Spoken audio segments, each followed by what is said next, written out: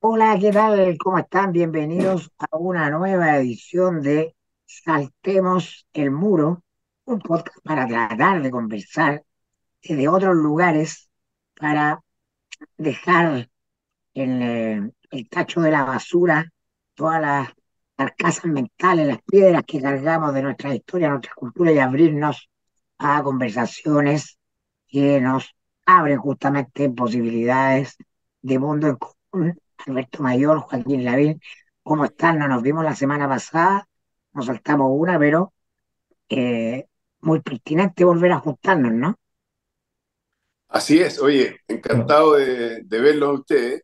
Y hay gente que nos echa de menos, efectivamente. O sea, hay personas que me escribieron a mí, diciéndome, mira oye, qué ¿qué bueno. pasó? El podcast, ¿dónde lo puedo encontrar? No, nos tuvimos que saltar una semana. Así que está bien, hay una audiencia fiel ahí que quiere, como tú dices, saltar el muro y salir de los temas propios de la caja. Porque si fuera por la caja tendríamos que estar hablando del plebiscito y esas cosas. Por supuesto. Ahora, Alberto Mayor, a ver tú.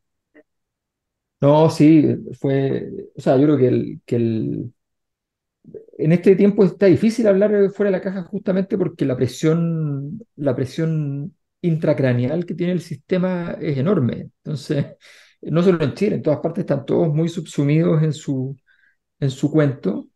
Eh, entonces, en ciertos mundos está como todo muy buscándose por fuera, pero la verdad es que está bien confuso todavía, da la impresión de que no se encuentra un camino para poder hablar de otra cosa. Esa es la verdad. Y para hablar de otro tono. Ahora, la cosa del discurso como de la pacificación, el relato pacifista, digamos, en términos políticos, sí llegó a puerto. ¿Ya? Recordemos que en las últimas semanas el gobierno, la oposición han dado algunas señales en esa línea. ¿Ya? Y es posible que eso se siga creciendo. Incluso esta comisión que creó Mario Marcel por el tema de estudiar el pacto tributario, para no decirle reforma, esa comisión tuvo un conjunto de referencias respecto a los problemas de legitimidad de la crisis política como uno de los factores más importantes para estar deteniendo hoy día el proceso de crecimiento. Claro, yo creo que ya Oye, se... Sí, mira, yo que una, empecé una- a una hablar... cosa que quiero agregar a lo Dale, que menciona dale, Joaquín. Alberto. Sí, es que él se refiere a este informe de un grupo de economistas. Lo que pasa es que Mario Marcel, con el tema del pacto fiscal, acuérdate que le encargó a un grupo de economistas bastante destacado, digamos, en el sentido de que son personas que está, por ejemplo, Ignacio Briones, que fue ministro de Hacienda, está José Pablo Arellano, que fue director de presupuesto y ministro de Educación, está José Gregorio, que fue ministro de Economía, que han estado en el Banco Central. Lo presidió eh, Manuel Marfán, que fue, ¿te acuerdas?, ministro de Hacienda a finales del gobierno de Frey. Pero son economistas, Andrea Repeto, son economistas en general bastante destacados, y el encargo que ellos tenían era como evaluar el impacto de diferentes acciones o medidas en la recaudación fiscal. O sea, qué cosas podían significar realmente dinero para el fisco. Y yo se lo comenté a Alberto vía WhatsApp, digamos que lo que ellos dicen es prácticamente lo mismo que nosotros señalamos en ese documento Tregua y Estrategia. O sea, dicen exactamente lo mismo. Dicen Chile necesita crecer, la recaudación que proviene del crecimiento es muy importante, es como el 80% de la recaudación total, la que viene por la vía tributaria finalmente es como el 20%, las medidas tributarias que tú puedas tomar. Y para crecer tenemos que apurar el cobre, apurar el litio, apurar el hidrógeno verde, invertir en educación, tema que vamos a tener que hablar ahora. Y efectivamente dicen, en una parte señalan que ya se está notando cada vez más que la gran traba que tiene Chile y ya las instituciones financieras internacionales que establecen eh, estos evaluaciones de riesgo, digamos, ya la están señalando, que el principal problema que tiene Chile es la falta de la clase política, la falla que tiene en su posibilidad de llegar a acuerdos básicos, a ciertos acuerdos básicos. Entonces, encontré que es muy, muy parecido a lo que nosotros estábamos señalando en este podcast y en la presentación que hicimos en CARE en agosto. Sí, yo lo que te iba a comentar, que justamente el diagnóstico este de que el problema de Chile es el sistema político ya empieza a ser un poco más extendido, Mm, incluso dentro de personajes que han estado, como tú nombras, los clásicos tecnócratas que dan vuelta entre la universidad y los cargos de gobierno, que también se dan cuenta de eso, ¿no?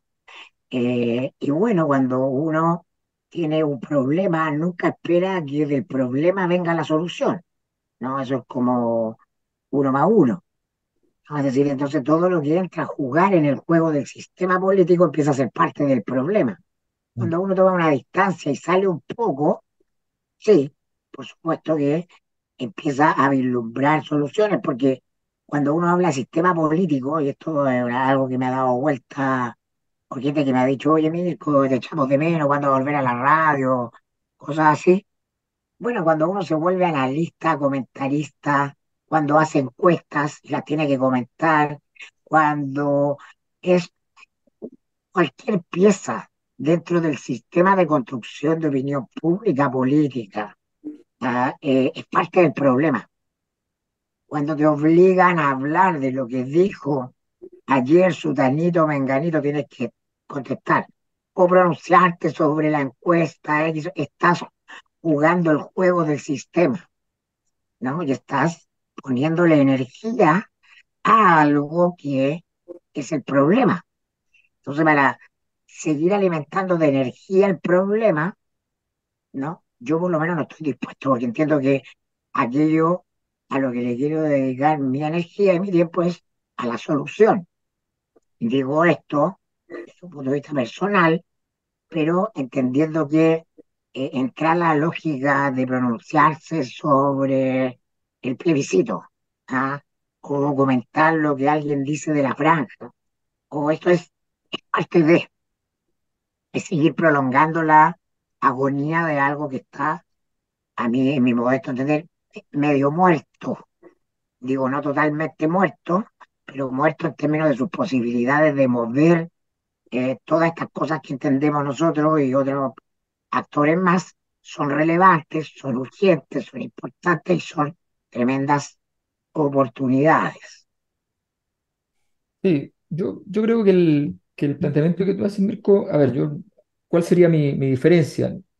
Básicamente la siguiente, creo que los procesos de transformación social de todo tipo, sobre todo los más importantes que son las transformaciones culturales, que es el tema que yo más he trabajado, eh, son procesos en los cuales hay pocas posibilidades de que exista, es improbable que exista un momento de vaciamiento total.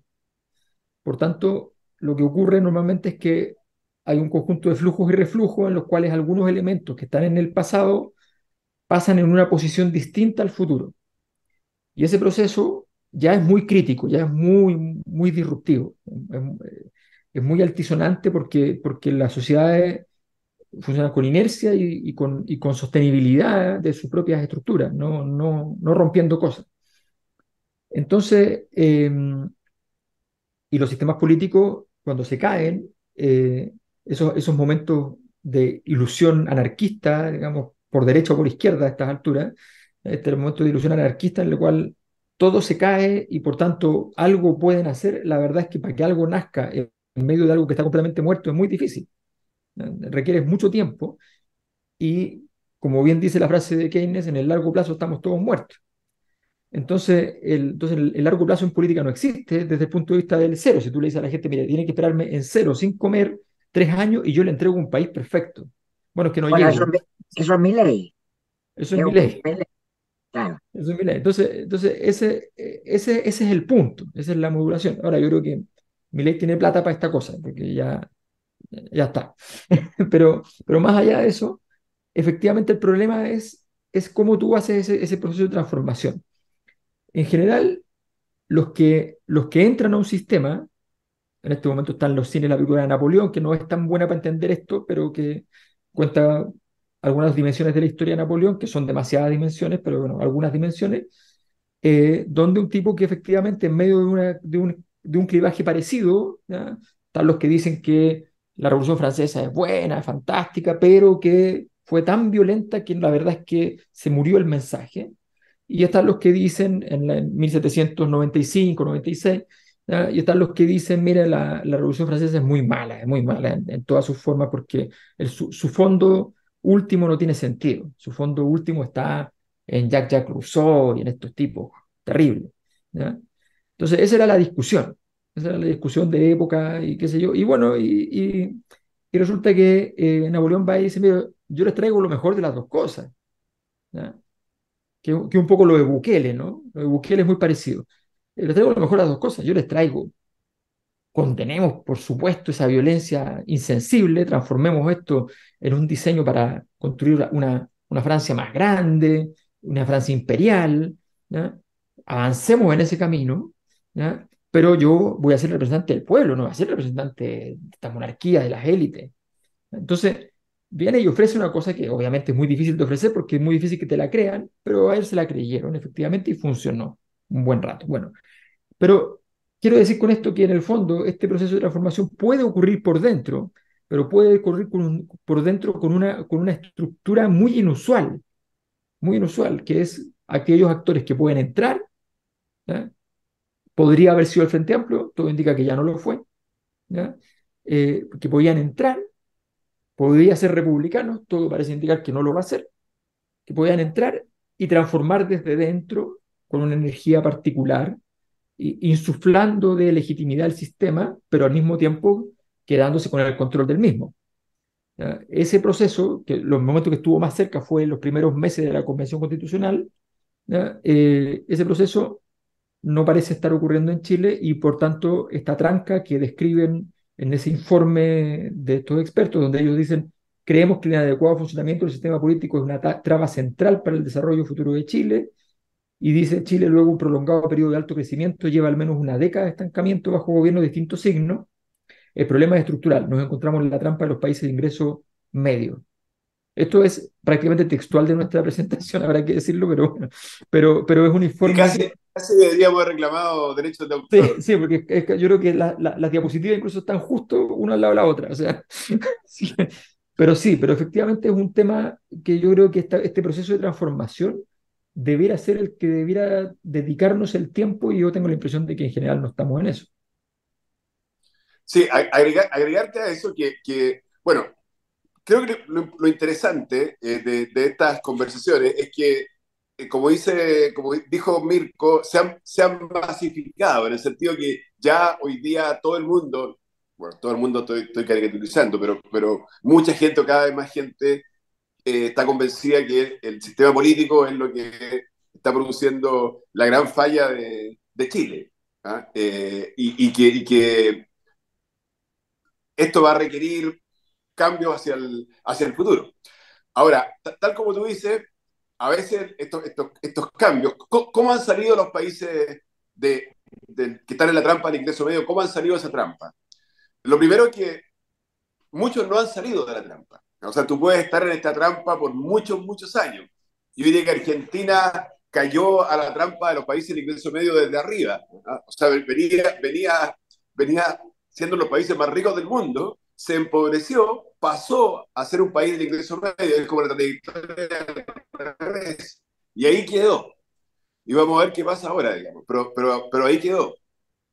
Pero en el caso de algunos países, algunos países que son muy contados, eh, Australia, Nueva Zelanda, Taiwán, Corea, qué sé yo, Hay problemas con han tu audio, logrado Joaquín. salir Hay problemas con tu audio, en un Joaquín, ¿eh? momento. Mm. ¿Sí? ¿Me escuchan Escuchamos mal? bien. De Sí, está repente un hace poco cortado, eco, de sí. repente hace un eco y se corta. Sí, Ya. Voy a tratar, sigan ustedes, voy a tratar de hacer sí, una movida, a ver qué pasa. ya. Dale. No, claro, yo ¿Ahí creo que cómo se escucha? ¿Mejor? ahí se escucha bien. Vamos a ver si estás con la señal. Parece que está mejor ahí, que se escucha mejor, por lo Veamos menos. la estabilidad. A ver, Sí. Mira, lo que yo estaba diciendo es Ah, sí. que hay países que han logrado salir de esta trampa, poco, son un puñado, y siempre se los da como ejemplo, pero en el fondo Singapur, Taiwán, Corea, Australia, Nueva Zelanda, y son países que en un cierto, cada uno tiene historias distintas, digamos. Singapur es probablemente de los más especiales, porque es un país muy chico, sin recursos naturales, eh, que hace 40 años atrás, 50 años atrás era bastante más pobre que Chile, y hoy día es mucho más rico, con una composición de personas que viven ahí, algunos provenientes de China, otros provenientes de Malasia, otros provenientes de la India, que hay una cierta proporción, pero son países que en cierto minuto como que vino una especie de decir, oye, si nosotros no nos ponemos de acuerdo en ciertas cosas básicas, estamos sonados. El camino no nos va a llevar a ninguna parte. Y lo lograron. ¿Ah? Y son países que Chile, los chilenos admiran según las encuestas. Japón, Singapur, Taiwán, Corea están muy lejanos, pero Australia, Nueva Zelanda son países que están en nuestra órbita y que Chile conoce un poquito más, digamos. Entonces, nosotros tenemos que tratar de ser de ese puñado de países. Y esa es la conversación que deberíamos elegir tener. ¿Cómo hacer eso? y ahora yo les quiero preguntar, ustedes son animales electorales, los dos han estado en procesos electorales, entienden muy bien que el derrotero de una elección está muy marcado por el clima, es decir, de aquello de que se está conversando. Y la elección que tenemos a la vista, o el plebiscito que tenemos a la vista, parece que está siendo marcado por un contexto que ha sido como kármico para el gobierno. Es una suerte de boomerang cuando hablamos de karma, cuando hablamos de aquello que sembraste lo vas a cosechar, que son los temas de seguridad, donde no podríamos decir que ha habido un gran estallido de seguridad, pero han habido varios mini estallidos, que le han estallado al gobierno en la cara. Y entonces quería aprovechar eso para llevarlo al tema a conversar, ¿no? De lo importante que es el tema de fondo, de lo que tiene que ver con la seguridad, que a mi juicio está muy vinculado a la educación. Yo creo que hay una ley, yo me atrevería a anunciar una ley, sin ser físico ni químico, ¿no? De que a mayor educación en un pueblo, a menor son los índices de inseguridad o menores problemas de inseguridad. Y cuando hablo de educación, no me estoy hablando de formación escolar, ya son cosas completamente distintas. Sin embargo, este gobierno, cualquier gobierno, por lo menos en América Latina, nunca van a tener oportunidad en estos temas de entrar a una conversación de mediano o largo plazo sobre causas de fondo y sobre soluciones de fondo, porque justamente la energía del miedo obliga al político a preparar un show, ¿no? En la lógica de la telepolítica, que es inmediatista, ¿no? Lo único que funciona en temas de seguridad son las respuestas gráficas, no sé, pues el presidente no iba a un radio patrulla, o sea, si yo fuera asesor del presidente de esto de cualquiera, no le diría que baje con boinas negras en un helicóptero. Me parece que esas cosas funcionan en este contexto efectista. Pero la conversación de fondo, ¿cómo se puede entrar a consensuar mínimos básicos para conversar de los temas de seguridad y educación, que como digo, son Mm. temas, a mi juicio modestos, muy activamente imbricados? Sí, bueno, la correlación entre ambos fenómenos es conocida, o sea, a nivel de expertos se considera una correlación significativa el hecho de que mayores niveles de educación en general reducen los niveles de inseguridad, eso es así. La forma en que se entiende son diversas porque hay distintos tipos de interpretaciones para ese mismo hecho, pero eso es así.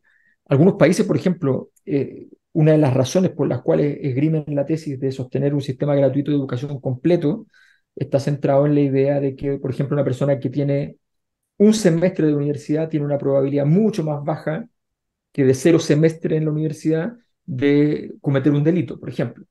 ¿Ya? Entonces hay una serie de razones que se han esgrimido en distintos tipos de investigaciones, en fin. Ahora, yo creo que es bien claro los ejemplos que pone Joaquín, o sea, el caso de Singapur. Singapur es un país además traumatizado porque Singapur no se independizó, lo independizó el país matriz, no lo quiso, lo botó a la basura. O sea, un caso súper dramático. No se independizó, lo echaron. Entonces, era un problema. Se va y de repente dicen, ¿saben qué? Vamos a invertir todo lo que tenemos en educación. Nos vamos a meter ahí, y bueno, hoy día es un país riquísimo, pero riquísimo. O sea, es una cosa muy sorprendente. Eh, Muchos países que han invertido fuerte en educación han tenido éxito. Obviamente, cuando tienes poblaciones más pequeñas, es más fácil. No es tan... Ahora, Chile no es un país grande en ese sentido, pero es más grande que Estonia, que es un ejemplo también parecido, Finlandia, que son países más parecidos a Uruguay en tamaño, ¿no? Eh, y tú puedes ahí entonces potenciar mucho la educación porque el sistema es menos difícil de capilarizar. Eh, pero hay un tema que efectivamente tiene que ver con la capacidad de desarrollar estrategias educativas adecuadas. Yo creo que aquí hay que hacer, en el caso chileno, hay varias cosas que hay que mirar. Se hicieron cambios curriculares en los años 90 que supuestamente iban a mejorar. Se hizo el cambio de la prueba de aptitud académica hacia un tipo de prueba más que tenía que tener menos que ver con la aptitud, más con el conocimiento, diciendo que la aptitud discriminaba menos que el conocimiento. Resultó ser falso. Hubo que meter parches para poder meter gente con menos ingresos en las universidades, ¿ya? Y el sistema, o sea, muchas reformas que se hicieron, a mi juicio, es un juicio personal, ¿ya? Fueron como políticas públicas equivocadas. Eh, pero todos esos errores, supongamos que ya da lo mismo, ya porque las tenemos ahí encima, todos esos errores, toda esa situación, en los últimos años se ha agravado porque hemos sido capaces de hacer una cosa que es muy rara, que es subir la cantidad de plata metida al sistema sin que impacte en la calidad. ¿Ya? Entonces Chile hoy día gasta más del 5% del PIB en educación, China gasta el 3,5% y que gasta harto China. ¿Ya? Y Chile no le sirve, no crece, porque me dijera Chile está avanzando tantos puestos en cada medición, te digo, bueno, bien gastado está, ¿ya? Pero no es lo que ocurre. No es lo que ocurre. Entonces, estamos en un momento basados en políticas públicas que no están funcionando y ese es el tema fundamental. Oye, mira, creo que los dos temas son clave, educación y seguridad. Seguridad por la crisis en que estamos, educación porque finalmente ese propio documento de los economistas dice, oye, al final, importa en los países el capital humano. Eh, Singapur, que lo mencionaba Alberto, es como un ejemplo extremo de esto, porque Singapur no tiene ningún recurso natural, ni siquiera tiene agua para tomar. ¿Ah?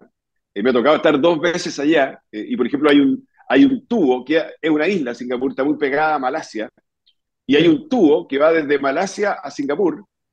Singapur importa el 50% del agua que necesita todos los días para tomar. ¿Ah? O sea, no tiene ningún recurso natural, y cuando decimos que no tiene ninguno, no tiene nada. ¿Ah? Obviamente lo que sí tiene es una ubicación muy privilegiada en términos portuarios, puntual.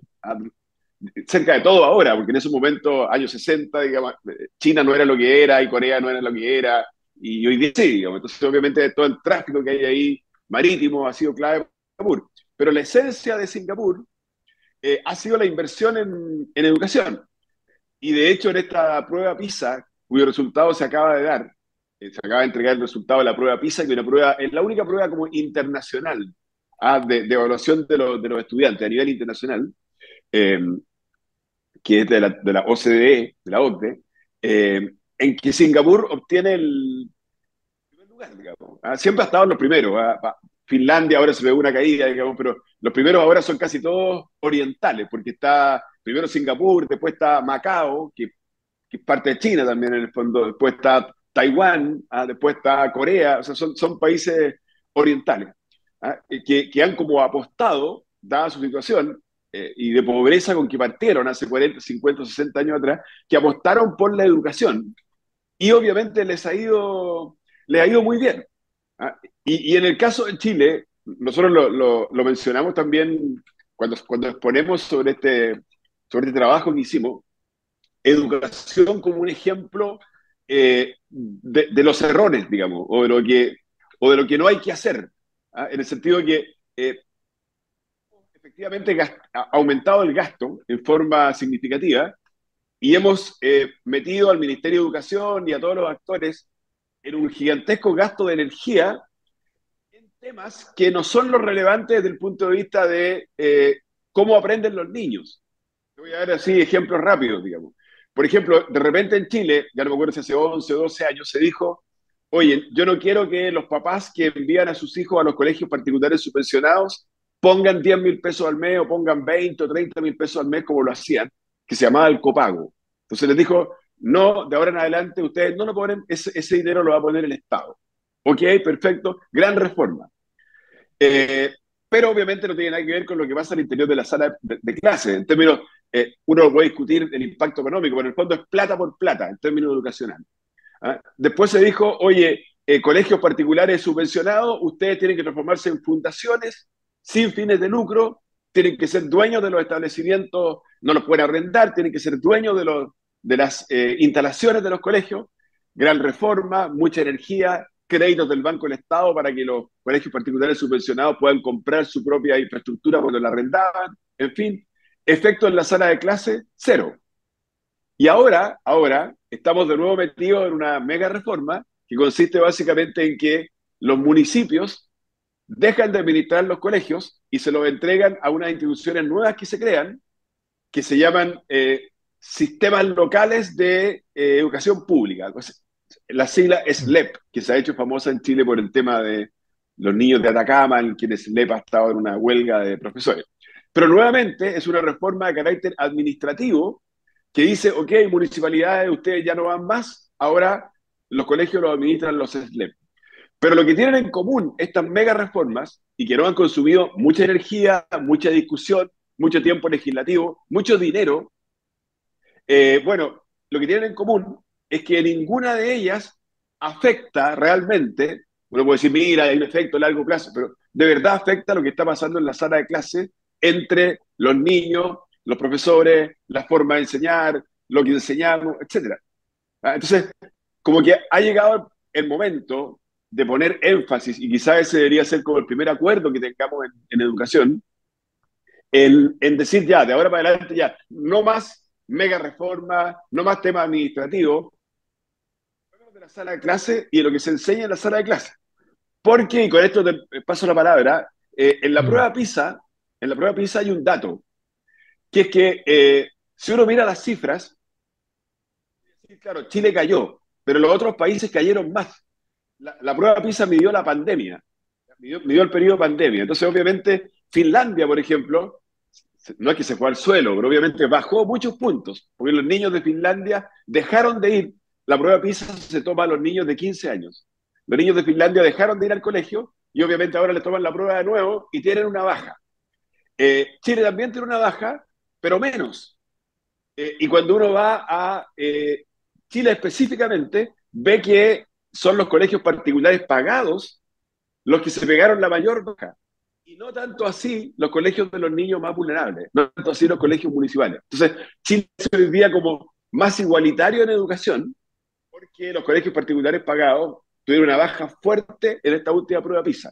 Entonces, la interpretación que se está dando es decir, oye, ¿por qué los niños de los colegios más vulnerables de Chile no cayeron ahora que vino la pandemia y se les toma de nuevo el examen? Resulta que el examen es muy parecido al que tenían en la prueba PISA del 2018, que es la anterior.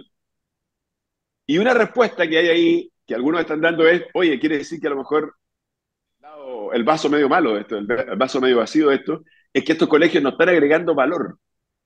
¿Ah? Entonces, que realmente esos niños eh, no, dejaron de aprender, pero no dejaron de aprender tanto, porque no era tanto lo que estaban aprendiendo. Y eso obviamente es una situación Sí. realmente compleja. No, eso es posible. Ahora, hay que controlar, siempre hay una variable en eso que la converso mucho porque mucha gente le extrañan ese tipo de fenómenos, qué sé yo. Eh, si una persona pesa 50 kilos más que la media, bajar un 20% le cuesta menos que bajar un 20% a alguien que está con un peso 3 kilos sobre la media. ¿Ya? Cuando tú estás, tú estás lejos de la media, el movimiento abrupto es más fácil, mucho más fácil. Cuando tú estás cerca de la media, el movimiento es mucho más difícil. Ese tipo de fenómeno que es matemático, no tiene nada que ver con, pasa en todos los fenómenos que conocemos, digamos, es importante. Por eso cuando uno ve, es muy difícil en las elecciones, por ejemplo, cuando hay en las encuestas, qué sé yo, cuando hay una situación relativamente cercana a un empate, qué sé yo, es muy difícil saber los crecimientos, no crecimientos, no solamente por el margen de error, sino porque además mover la aguja en ese momento ya se hace más difícil. El impugnador que creció de 30 a 40 puntos en un rato, qué sé yo, y se ve con una inercia enorme, sí, pero de repente llega a un punto y ya no tiene más, no tiene con qué entrar más. Entonces, si tiene algo, le va a permitir picar 3 4 puntitos y no los 10 que necesitaba. Entonces, eso también hay que tener en cuenta, pero yo estoy de acuerdo con que en general efectivamente ese es un diagnóstico que es posible, es probable, y hay que poner atención. Ahora, la calidad de la educación chilena es mala en general. O sea, tú tienes voy a hacer una cosa que es como impopular, pero tú tienes los colegios particulares mejores, ¿ya? Y los puntajes de ellos no compiten, no son competitivos con un colegio del campo de China, ¿ya? Que esa es una cosa que es brutal. Estamos hablando de que China estaba a todos los rankings tercero en el mundo. Entonces, hasta el año pasado. Y el año pasado, de repente, y siempre le criticaban a China, le decían sí, pero es mentira porque China solo mide Shanghái. Entonces nunca ha permitido medir más. Entonces el año pasado China anuncia que va a medir todo el país. Campo, todas partes, todo el país. La muestra completa. Y salió primero. No salió tercero, ni quinto, ni octavo. Todos decían, bueno, va a caer, octavo, décimo. O sea, ¿hasta dónde va a llegar? No, sacó, sacó primer lugar. Entonces, yo creo que hay un foco, yo creo que la mirada estratégica aquí es clave, o sea, mirar estratégicamente. El ejemplo que tú venías de Malasia, efectivamente era el país que era de cual Singapur dependía, era un pedazo de Singapur, como le salía caro justamente por lo que tú dices, se deshizo del país, pero resulta que, falta de mirada estratégica, en el siglo XIX, los ingleses les iba tan bien con el puerto en Singapur que en razón de eso, ¿ya? Mantuvieron durante mucho tiempo Singapur. Entonces era medio estúpido, digamos, que no tener la mirada de saber que el comercio sigue siendo algo muy importante y que la ubicación estratégica que tienen es increíble. Entonces, esa mirada de Malasia fue un gigantesco error estratégico y esos errores estratégicos los países los cometen habitualmente y cuando los cometen, bueno, pierden grandes números de riqueza potencial. Entonces, te está escuchando. Ahí, Lo Que escucho. cuando ahí partí el dice. enunciado de esta conversación, era asociando delincuencia o temas de seguridad con educación, y porque el tema de seguridad va y viene, y parece, no sé qué creen ustedes, que el plebiscito se va a votar en un contexto donde la agenda de seguridad vuelve a ser lo más relevante, para desgracia del gobierno. Eh, y entonces la pregunta es, ¿cómo hablamos de temas de seguridad más allá o saliendo, saltándonos el muro de las coyunturas, el muro del niñito asesinado, del espectáculo televisivo en que se transforma todo esto que va calentando los ánimos y eh, es muy decisivo para el clima en el cual se desarrolla el proceso político, sobre todo de cara a las elecciones. Entonces, ¿cómo nos saltamos esa ciclicidad que tiene mental y emocional en el sistema político, la conversación sobre seguridad? ¿Cómo la bypassamos? ¿Cómo no? A ver, yo creo que la discusión de seguridad en todos los países que se mete es bien complicada, porque, en primer lugar, porque lo que manda a la ciudadanía es la percepción y no la realidad de la seguridad. Esto, Chile ha sufrido un deterioro de su capacidad de producción de seguridad importante y una incapacidad de entender la magnitud de los problemas que tienen que ver con los delitos complejos, los delitos graves, los delitos de alta complejidad, que son aquellos que entendemos como crimen organizado, narcotráfico, en fin. Estamos muy lejos de ser capaces de entender dónde estamos parados respecto a eso. Eso es cierto. Aún así, aún así, hay que seguir diciendo, llevo 20 años diciéndolo, ¿ya? Que los indicadores internacionales de Chile respecto a seguridad, a niveles de criminalidad, están dentro todavía de los países, no del primer grupo de países más seguros del mundo, sino que del segundo grupo de países más seguros del mundo, habiendo en total 6 grupos de países. ¿Ya? Y por tanto, en esa lógica, eh, Chile no vive una situación dramática. El deterioro siempre es muy malo porque el deterioro invita al deterioro. El deterioro es una curva y por tanto, al ser una curva, lograr mover la curva siempre es muy difícil.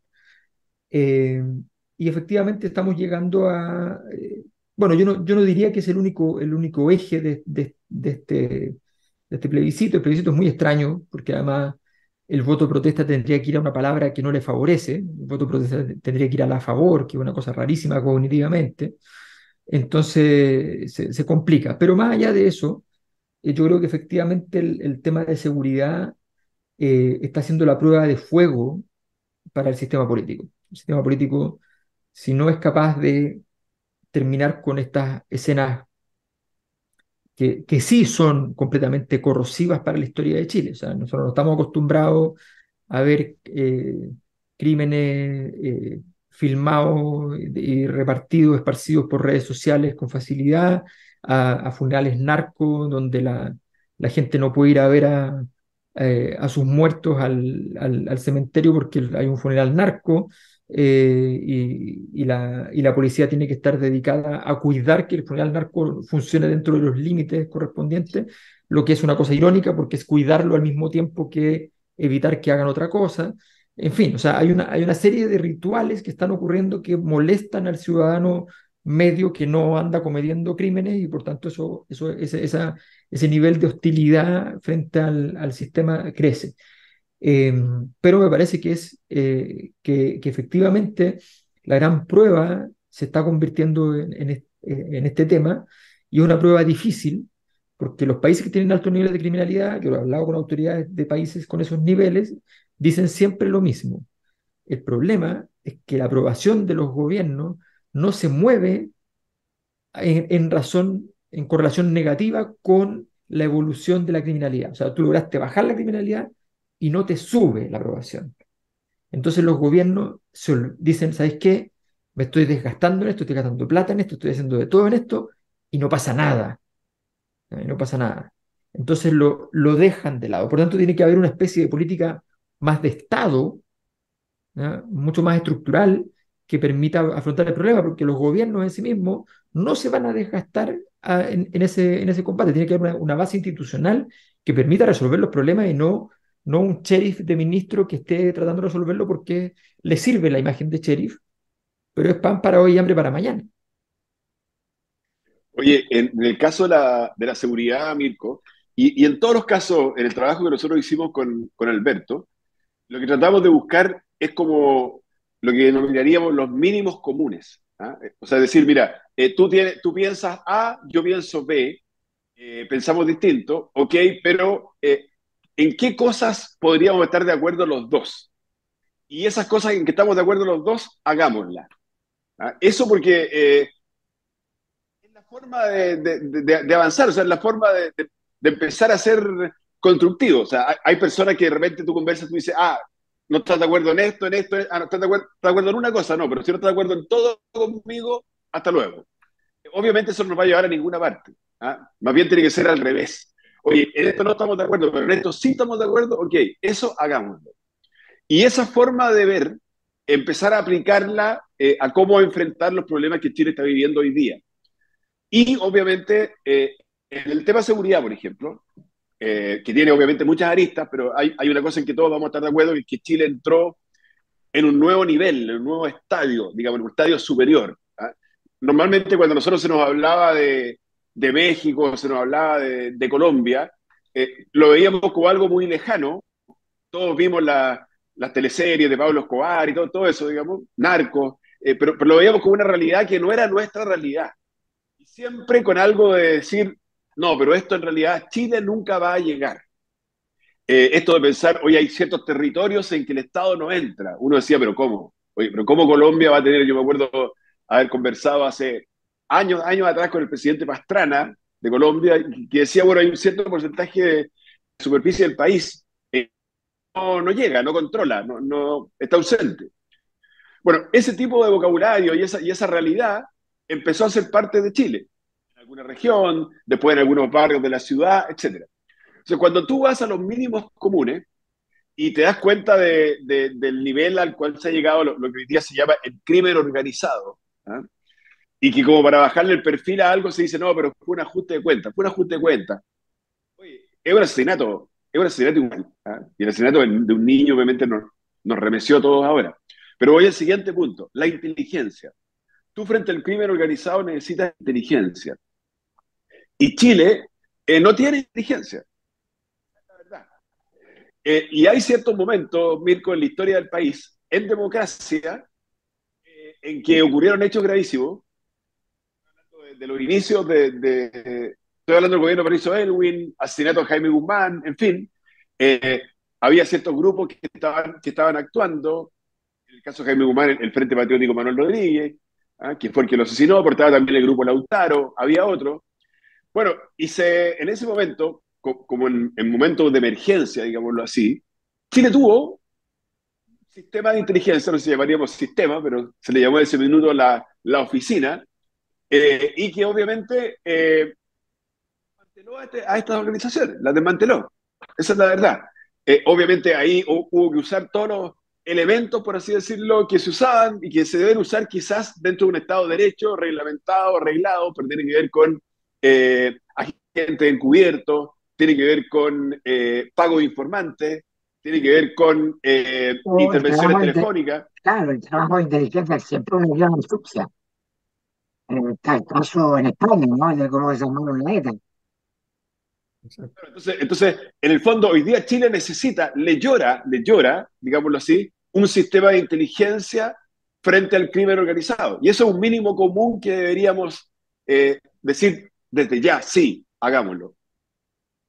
Sí. Oye, ahora lo cierto es que no hay capacidad del sistema político. eh, yo me recordaba la vez que se decía esto, tú decías, Joaquín, ¿no? Esto nunca va a pasar en Chile, ¿no? A estos niveles, porque esto viene como en el mundo del coaching, lo llamamos a los juicios maestros. Entonces, en el mundo político, te reitero, son los políticos y los opinólogos y los animadores, la gente que repite cosas, ¿no? Sin base a evidencia. Hay un juicio de la excepcionalidad chilena, ¿no? Esto no va a pasar en Chile, es porque Chile es distinto al resto de América Latina. Lo que pasa en América Latina no va a pasar en Chile. Y cito, por ejemplo, en los años 70 el mundo de la izquierda, cuando le decían, oye, viene un golpe, bueno, y no. Mucha gente de la izquierda, no, porque estamos en Chile. Los militares en Chile no son golpistas. Estaba la evidencia, ¿no? El golpe de Estado era una política de Estados Unidos en la región, pero eso en Chile no iba a pasar. Durante los gobiernos de la concertación, eh, afloró mucho esta cosa de la excepcionalidad, ¿no? Ya con Lago estábamos yéndonos de América Latina y por lo tanto estas cosas no pasan en Chile. Porque América Latina no es seria, pero nosotros sí. Y bueno, asomos. Entonces, ¿cómo nos sacudimos de esos prejuicios mentales instalados, ¿no? Lo mismo cuando yo me acuerdo de don Gabriel Valdés en los años 90, ¿no?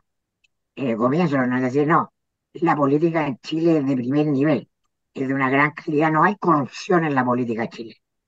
Entonces, por creernos estas cosas como verdades, es que barremos bajo la alfombra, ¿no? Apuntamos a decir, este es un caso excepcional, y ya es tarde cuando vemos que en realidad no era excepcional ni una ciudad con narcotráfico, ni la corrupción en un caso en política, ni una cuestión extendida, ambas cosas. Entonces, ¿cómo operamos estas ideas instaladas en el sistema político que son las que impiden asumir la realidad? Porque para ponernos de acuerdo en cosas básicas, primero tenemos que tener un diagnóstico común, ¿no? Y yo no he escuchado a nadie decir en Chile, ningún político decir, Chile es un país corrupto, Chile es un país tomado por el narco, ¿no? Como evidencia. Desde acá no nos pongamos a discutir quién es el culpable, sino que desde acá, desde esta realidad, actuemos, pero asumamos que somos lo mismo que el resto de América Latina con otras características. Cuando hablo y estoy de acuerdo con Alberto, no es que acá el narco tenga la misma magnitud, pero para impactar no tiene que ser el narco mexicano, ¿no? Para que tenga un impacto en Chile, porque la sociedad chilena es distinta. No tiene que ser exactamente lo mismo, ¿no? Pero el fenómeno ya está instalado, ya responde a un patrón, ¿o no? Sí, yo creo que sin duda, Mirko, yo creo que a ver, los fenómenos además de este tipo son fenómenos sociales, o sea, cuando tú tienes instalado el narco o semi-instalado, no existe el semi-instalado. El semi-instalado significa que ya tiene suficientes vertebraciones, tiene suficiente sistema neuronal alrededor de la sociedad para poder tener ciertos territorios completamente controlados. Y esos territorios, los territorios del lado, van a ser fáciles de controlar en la medida en que tú no tengas la capacidad para actuar sobre esos territorios. En Chile la política territorial, por ejemplo, la política de intervención urbana, la política de intervención temprana, es es inexistente prácticamente. Llegamos a mejorar un barrio cuando el barrio está devastado. Eso hace que el narco pueda crecer fácilmente. Tenemos un déficit de herramientas.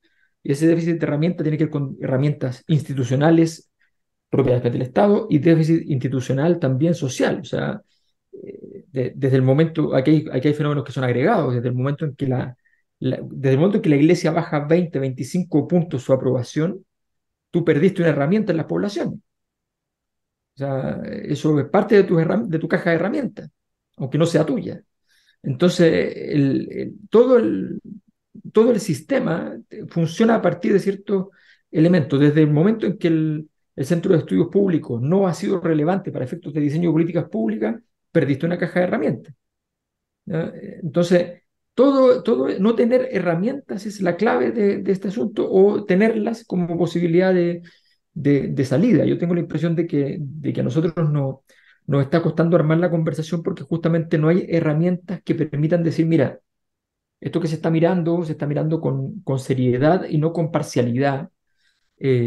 Todo se volvió parcial, o sea, todo se volvió absurdo, todo se volvió, ahora las universidades ya no son las del Consejo de Rectores, las privadas católicas más las antiguas, más las privadas nuevas, sino que ahora son las universidades de izquierda y las de derecha.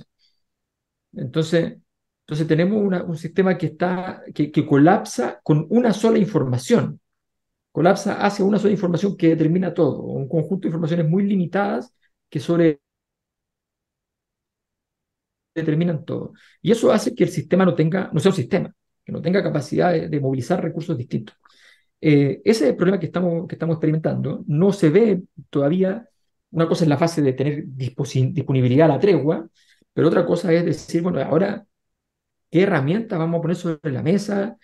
¿Cuánta apertura vamos a tener con esas herramientas para que se entienda que no son herramientas que son una obra de teatro? ¿Ya? Esto no, la política no puede ser una mera obra de teatro. gran parte del problema es, o sea, cuando el Frente Amplio viene a decir, por ejemplo, que va a cambiar la política, ¿ya? Y resulta que por detrás es lo mismo o peor que muchos de los partidos. Yo no, o sea, hay cosas que yo vi en el Frente Amplio que habrían sido denunciadas por el Frente Amplio con escándalo ultra altisonantes si hubiesen ocurrido en otros partidos políticos. ¿Ya? Bueno, es evidente que es una obra de teatro entonces. Y la política tiene una dimensión de obra de teatro, pero esa dimensión es una dimensión en realidad litúrgica, de conexión con la ciudadanía, de conexión de mensaje, de otorgar un mensaje, y no es una obra de teatro en términos de una ficción. ¿Ya? Menos es una ficción que tiene que ser invertida a la realidad, menos. Entonces, tenemos un desafío grande hoy en día, que es lograr decir, vamos a parar cosas que existan, que tengan su peso, nos vamos a comer los costos de que esas cosas que existen tengan su propio peso, ¿ya? Y vamos a aceptar entonces que este es un juego, como lo hemos conversado muchas veces con Joaquín, de que no necesariamente eh, vamos a ganar todo lo que íbamos a ganar, porque hay una cosa que hay que diferenciar entre la negociación y la guerra. En la guerra, supongamos que no negociamos nunca en la guerra y vamos hasta el final. En la guerra hay un ganador y hay un perdedor. Si tú te sientas a negociar, es porque ese resultado no va a ser la guerra. Acepta la negociación entendiendo que tú, teniendo, por ejemplo, una posición mejor, tienes algún riesgo, pero tú tienes una posición mejor, tienes más armamento, tienes más recursos, tienes más de todo. Estás mejor, probablemente ganarías la guerra, pero tú no quieres la guerra, quieres negociar. Entonces le vas a dar algo al otro. Porque si tú le vas a decir, sentémonos a negociar, pero yo soy tan grande que tú tienes que comértelo todo, ¿ya? Y irte sin nada, bueno, no hay negociación. Es una versión de guerra barata, que el otro se va a ir y te va a hacer la guerra después. Entonces, la lógica de esta conversación social, de esta conversación política y es la capacidad de entender que se requieren recursos, instituciones, formulaciones que tengan una forma determinada, un conjunto de cosas que permitan ayudar y a partir de eso ir resolviendo el problema. Pero hoy día eso se ve todavía muy lejos. De momento está como un poquito más el clima, pero el clima solamente. Solo agregar, Mirko, a lo que tú decías respecto al tema de la excepcionalidad de Chile, ¿ah? De que esto nunca va a llegar, esto nunca va a pasar, de que Chile es distinto. Hay un famoso libro, ¿Por qué fracasan los países?, ¿ah? De Acemoglu, que tiene que ver con las instituciones, ¿ah? Y Chile se caracterizó por tener instituciones. Y pese a todo lo que está pasando, todavía eso está. ¿Ah? Cuando tú hablas, por ejemplo, con inversionistas extranjeros que vienen a Chile y que obviamente ven que la economía está absolutamente frenada hace años, siempre rescatan y dicen, oye, pero Chile tiene algo, tiene países, ¿ah? Que tiene instituciones. Y ahí está la famosa frase de Ricardo Lagos, digamos, que las instituciones funcionan. ¿Ah? O dejemos que las instituciones funcionen. Lo que estamos discutiendo es si las instituciones están funcionando o no están funcionando. Pero Chile ha tenido una cierta institucionalidad, digámoslo así, que de alguna manera lo ha transformado en un país que durante un periodo largo de tiempo fue distinto. ¿Ah? Si efectivamente Chile pasó no sé, de los últimos lugares del ranking, primer lugar en términos de crecimiento económico en América Latina, y eso es cierto. ¿Ah? Y hubo un círculo virtuoso, una serie de cosas que ocurrieron en ese tiempo y que no es del caso verlo aquí. ¿Ah? Pero hoy recordemos además que cuando participamos en la Feria de Sevilla, Alberto se va a acordar, Feria Mundial, creo que era de Sevilla, Chile llevó 92. un iceberg. ¿Ah? Sí, ¿Te acuerdas que Chile llevó un iceberg? ¿Ah? Era como el símbolo, o sea, era como diciendo nosotros somos los ingleses de América. ¿Ah? O sea, somos, claro, los fríos, no somos los tropicales, o sea, era como diciendo nosotros no somos América Latina. ¿Ah? No nos sí, confundan. ¿Ah? Nosotros sí, somos distintos. Somos caballeros, somos iceberg, somos fríos, somos británicos, somos ingleses casi. ¿Ah? Y se hablaba de Chile como los ingleses de América Latina. Bueno, creo que eso Sí, Eso se acabó. Creo que eso se acabó. Eh, en parte tiene que ver con también lo que está viviendo América Latina en los últimos años, que es el fenómeno de la migración y básicamente el fenómeno de migración venezolano, ¿ah? En general de varios países, pero venezolano fundamentalmente. Yo siempre mira, pensé que la migración en América Latina debería tener un impacto mucho menor en términos de gravedad de la migración en Europa, en el sentido de que a Europa llegan personas que son de una religión distinta, que son que hablan un idioma distinto, que tienen una forma de vestirse y de ser y cultural totalmente distinto. Entonces, obviamente, el choque cultural entre esa migración y el país, el que lo recibe, obviamente que es súper complejo. Pero en el caso de Perú, o en el caso de Colombia, o en el caso de Venezuela, bueno, son personas que hablan el mismo idioma que nosotros, son cristianos igual que nosotros probablemente, la gran mayoría. Con Haití quizás donde hubo mayor problema de adaptación. Entonces, en el fondo, de alguna manera somos los mismos, somos los mismos. Eh, y lamentablemente, esta migración, obviamente, que también tiene ha tenido su aspecto positivo, también tiene su lado negativo, que es que prácticas que eran usuales en otros países, en términos, por ejemplo, del crimen organizado, pasaron a ser también parte de Chile. Y nosotros cuando hablábamos de, por ejemplo, para hablar de la excepcionalidad, cuando en una película aparecía que en Colombia había sicarios, pero esto es una cosa horrible, o sea, esto es algo que yo nunca voy a vivir, o sea, ¿cómo puede haber personas que estén esperando a alguien a la salida de un restaurante, lo están esperando que termine de almorzar y cuando salga lo van a matar? Sí, y son sicarios, y están pagados para eso, sí. ¿Y esto es Colombia? Sí, esto es Colombia. Ah, no, esto en Chile no va a llegar nunca, se lo aseguro. Llegó. Digamos que al final de la cadena del narco, en el que el narco pueda operar, siempre va a tener que capturar al Estado. Es decir, va a haber pagos a policía y a políticos. sí, Eso, noticia, ya ocurre, ya existe. Entonces, vamos a ver la foto, igual como vemos las fotos de las galaxias, con algún tiempo de diferencia, ¿no? Pero la foto que vamos a ver probablemente en muy poco tiempo más es una foto del pasado, ya está. Ya se asomó un poquito, cuando fue lo del alcalde de San Ramón y mm, eso. Pero para que el narco tenga la fuerza que tiene, yo no tengo duda de que ya está instalado a nivel de copamiento del Estado. Políticos, autoridades, a todos los niveles, y Agrega, probablemente agrega toda gendarmes, la, fiscales, jueces. la policía, fiscal, todo el sistema, ¿no? Esa es la regla, entonces ya está.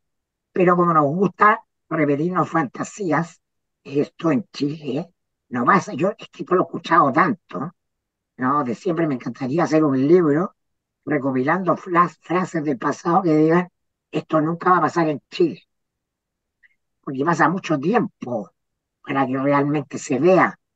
Pero, repito, lo que estamos viendo hoy día empezó a ocurrir hace muchos años. Son procesos. Entonces el sistema político es incapaz de mirar la realidad como proceso, solo ve la foto del momento. No sé, Joaquín, Alberto, si quieren agregar algo, ya estamos sí. en nuestros tiempos Sí, y una cosa muy cortita, no solo ya no de lo que cansar a los decías, auditores.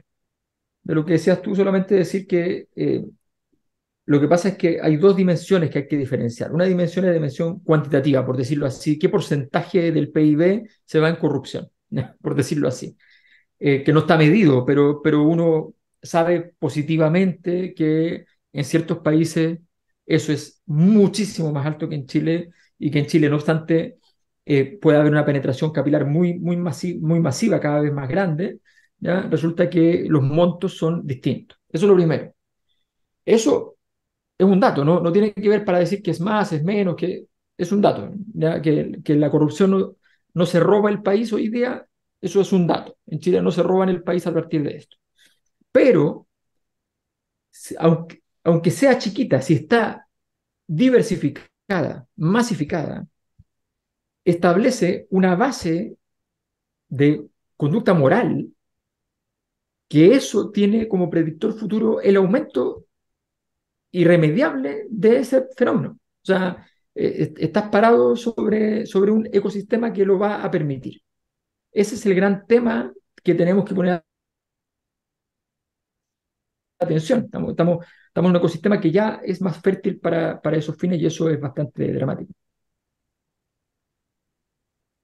¿Alguien? No, solamente agregar que creo que esto de buscar los mínimos comunes entre nosotros se está haciendo cada vez más urgente. Que ojalá después del plebiscito abra una ventana para conversar más en serio de esto, porque si no, de la excepcionalidad de Chile ya no va a quedar absolutamente nada. Esa es la verdad. Bueno, muchas gracias. Nos vemos la próxima semana, esperamos. Y un gusto, como siempre, conversar con ustedes. Joaquín Lavín, Alberto Mayoli. Tenemos, Chao, chao. pero tenemos que tomar una decisión, Mirko, porque Ah, ya por supuesto que. estamos cumpliendo el ciclo, pero podemos hacerlo la próxima Entonces, semana, ¿no? entonces aprieta el botón dejar de grabar y nos quedamos un minuto. Es que, ok, nos despedimos y nos vamos a quedar evaluando la situación. Nos Muy vemos. bien. Chao, chao.